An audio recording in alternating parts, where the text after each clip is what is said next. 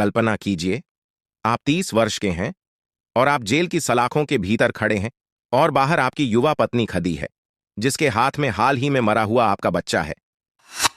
पूरी संभावना है कि अब आप पति पत्नी की इस जन्म में कभी भेंट ना हो। ऐसे कठिन समय पर आप दोनों क्या बातचीत करोगे? क्या हुआ? कल्पना मात्र से आप सिहर उठे।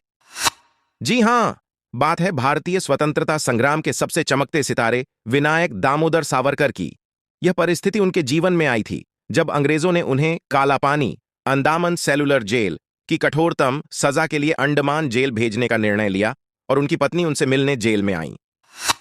मजबूत हृदय वाले वीर सावरकर, विनायक दामोदर सावरकर, ने अपनी पत्नी से एक ही बात कही, तिन के तीलियां बीनना और बटोरना तथा उससे एक घर बनाकर उसमें बाल बच्चों का पालन पोषण करना। यदि इसी को परिवार और कर्तव्य कहते हैं तो ऐसा संसार तो कौए और चिद्धिया भी बसाते हैं। अपने घर परिवार बच्चों के लिए तो सभी काम करते हैं। मैंने अपने देश को अपना परिवार माना है, इसका गर्व कीजिए। इस दुनिया में कुछ भी बोए बिना कुछ उगता नहीं है।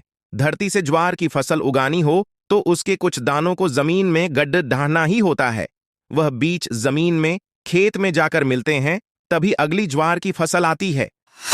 यदि हिंदुस्तान में अच्छे घर निर्माण करना है तो हमें अपना घर कुर्बान करना चाहिए।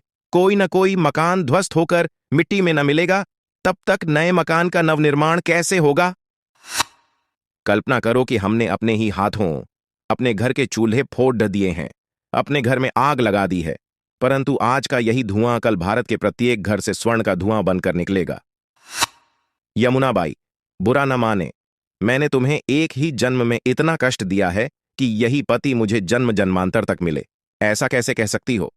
यदि अगला जन्म मिला तो हमारी भेंट होगी, अन्यथा यहीं से विदा लेता हूं। उन दिनों यही माना जाता था कि जिसे काला पानी की भयंकर सजा मिली वह वहां से जीवित वापस नहीं आएगा। अब सोचिए, इस भीषण परिस्थिति में मात्र 25 से 26 वर्ष की उस युवा स्त्री ने अपने पति यानी वीर सावरकर से क्या कहा होगा? यमुनाबाई अर्थात भाऊराव चिपलूनकर की पुत्री धीरे से नीचे बैठी और जाली में से अपने हाथ अंदर करके उन्होंने सावरकर के पैरों को स्पर्श किया। उन चरणों की धूल अपने मस्तक पर लगाई। सावरकर भी चौंक गए, अंदर से हिल गए। उन्होंने पूछा, ये क्या करती हो? अमर क्रांतिकारी की पत्नी ने कहा, मैं यह चरण अपनी आंखों में बसा लेना चाहती हूं ताकि अगले जन्म में कहीं मुझसे चूक न हो जाए। अपने परिवार का पोषण और चिंता करने वाले मैंने बहुत देखे हैं, लेकिन समूचे भारतवर्ष को अपना परिवार मानने वाला व्यक्ति मेरा पति है। इसमें बुरा मानने वाली बात ही क्या है? यदि आप सत्यवान हैं तो मैं सावित्री हूं। मेरी तपस्या में इतना बल है कि मैं यमराज से आपको वापस छीन लाऊंगी। आप चिंता न करें, अपने स्वास्थ्य का ध्यान रखें। हम इसी स्थान पर आपकी प्रतीक्षा कर रहे हैं। क्या जबरदस्त ताकत है! उस युवावस्था में पति को काला पानी की सजा पर ले जाते समय कितना हिम्मत भरा वार्तालाप है। सचमुच क्रांति की भावना कुछ स्वर्ग से तय होती है, कुछ संस्कारों से। यह हर किसी को नहीं मिलती।